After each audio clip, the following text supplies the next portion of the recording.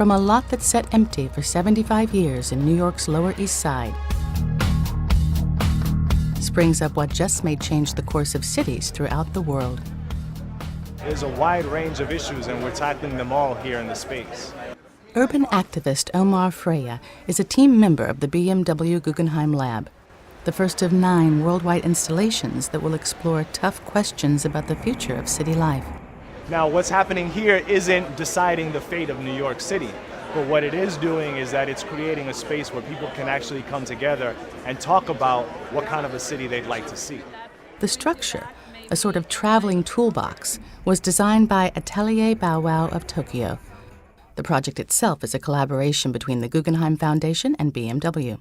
I think it's a relationship between partners, great partners with a lot of competence on both sides, and we would like to set up a platform for open dialogue for future life in urban cities.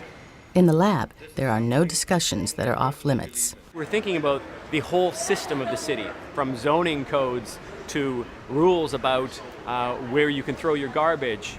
Team member Charles Montgomery is a journalist who writes about urban life. At this point, our biggest aspiration is to learn how to ask the right questions. BMW is a leader in its industry, and as a leader, you always seek for getting the answers ahead of time. But in order to get answers ahead of time, you have to get the right questions first. And that is why we partner with the Guggenheim. We actually created this game that we call Urbanology.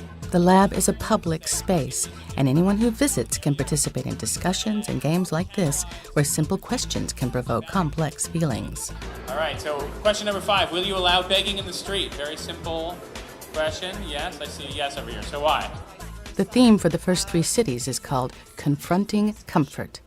People generally think of, comfort as being cool on a hot day, that individual comfort. And what we're putting out there is that everyone pays a price for comfort.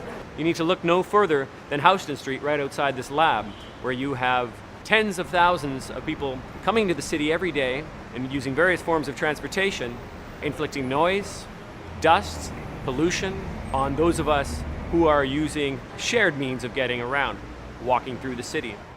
Lab team members say that every bit of behavior in the city, even personal behavior, could have far-reaching consequences. Is the South Bronx paying a price for the Upper East Side's comfort?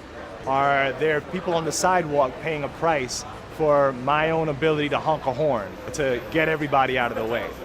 Another big issue is mobility, how people move around the city.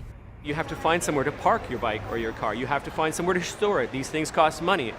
What if we were to share our vehicles? BMW believes it must take a socially responsible view of the city's future transportation needs. BMW does have also motorcycles and even bicycles.